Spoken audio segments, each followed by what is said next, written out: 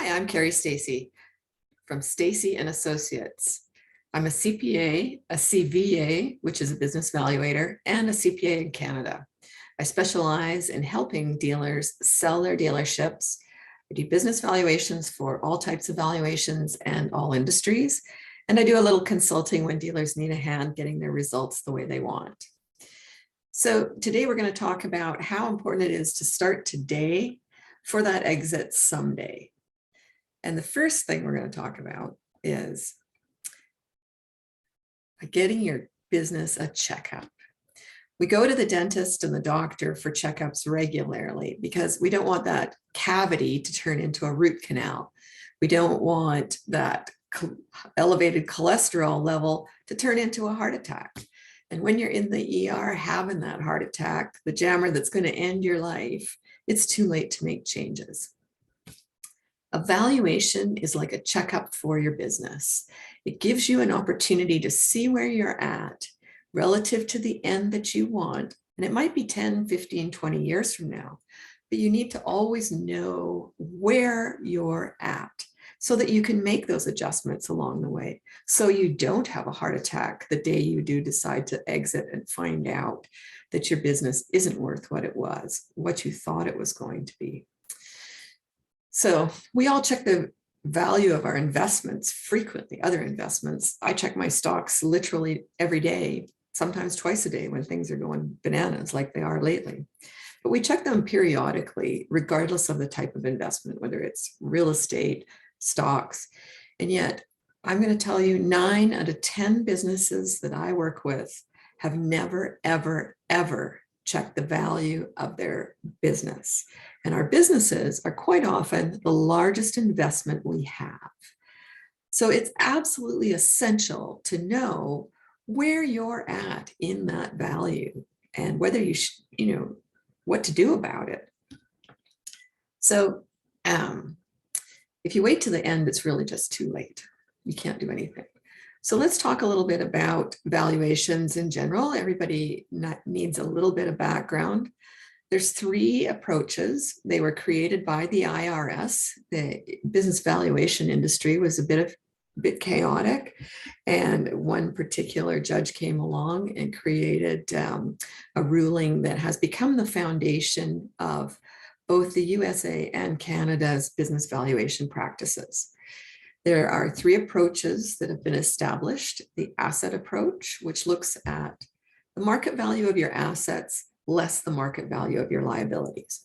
This approach is not usually useful in an going concern business.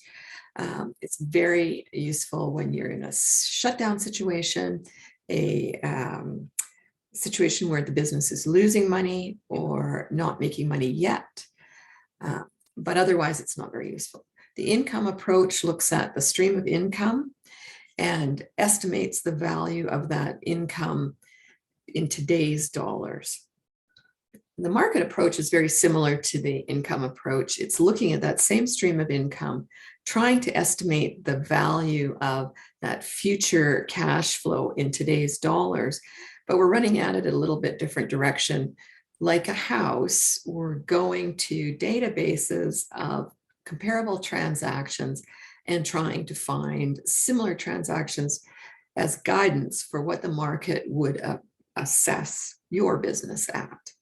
Now, with that said, the databases we have, there's not a ton of transactions.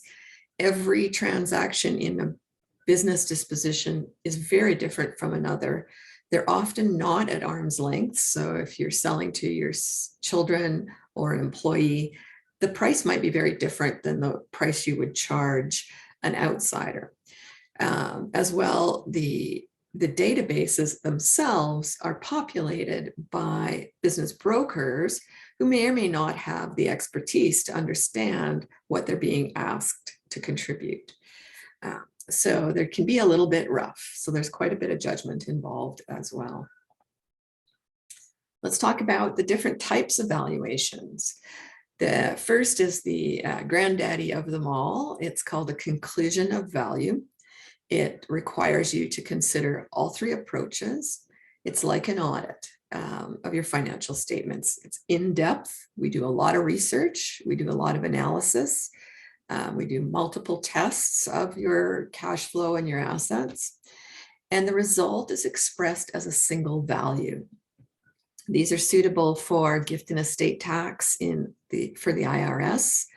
They're suitable for the SBA and also for the CRA.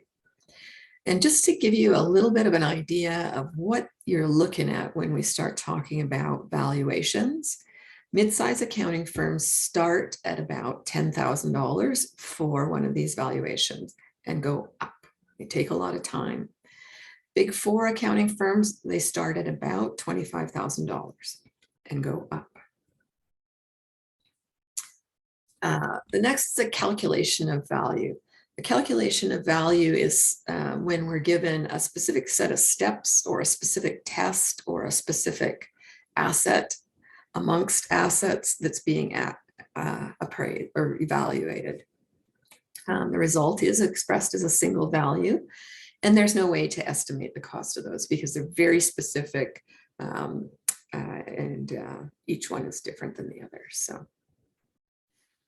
then there's a multitude of other types. We call them limited scope engagements or specialized evaluations. And the Canadians have created a limited scope engagement called an estimate of value. On the US side, we don't have a defined estimate of value like they do, but at Stacy International, we've created a limited scope engagement that is a single test market approach. The cost is about the same as your year-end tax returns. We use the same databases. You get the benefit of experienced evaluators with limited, just a little bit less research. The result is a range of value. They're not suitable for the IRS. They're not suitable for litigation. What they are suitable for is establishing a selling price if you're going to sell your business. And as well, they're very, very useful for that report card of how your business is doing as you go through your ownership life cycle. So I highly encourage you to consider this. We do a benchmarking in the ones we produce, and we provide recommendations and evaluation of your performance. And that can be extremely helpful to dealers and business owners in general to move forward in their business and start making corrections today that will help them 10 years from now. When do you need to get a valuation? When you have to. Death, divorce, and tax, for sure. SBA financing, partnership dissolutions or additions, and many other events. As I said before, it's highly recommended that you get at least a limited scope engagement evaluation at least every 5 years. So you have a good idea as you go through your business, what it's worth and what you're going to end up with at the end. I run into people, dealers, business owners every week who are shocked. They've come to the end of their business ownership period. They're tired. They're ready to retire. They may even have bought a retirement home.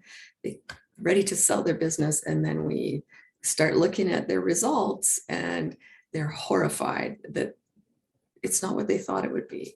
One boat dealer I met not long ago, he was $1 million less than what he thought it was. And that's serious money. And it was all stuff he could have fixed years ago if he'd gotten some information early on to make those changes. One of the other factors to consider is buyers, valuators, bankers, investors, they all look at your results over time, typically over the last 5 years.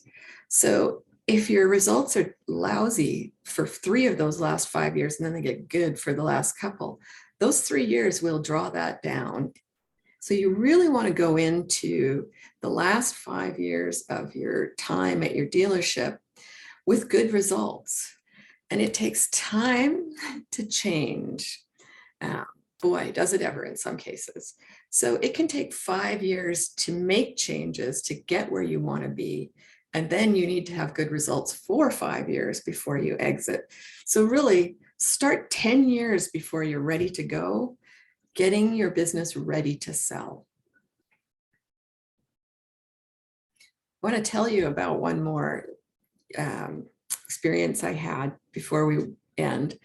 I met with a dealer about a month and a half ago now, not long. We were sitting there talking about bringing his dealership to the market to sell. And he was one of those guys, and lots of us are, can't sit still, driven to get success, you know, very excited about his business, about what he'd done, very direct and driven in his career. And I was like, wow, what a cool guy. This guy is energetic. He was in his early 70s, but behaving not a day older than 50. And I left there thinking, this is going to be an exciting guy to work with. I'm going to learn a lot from him, and it's going to be a great partnership. A week later, he was dead. Massive stroke. You would never have guessed it was coming on. Dead. Heartbreaking, devastating for his family, devastating for his business, his employees. And we're working towards getting him on the market, and it's a little bit bumpy because, of course, his family's overwhelmed and so on. So don't wait to get your results where they need to be. You never know when you're going to need to exit your business or make a change. So for all types of valuations, for all purposes, reach out anytime and talk to us. We'd love to hear about your business.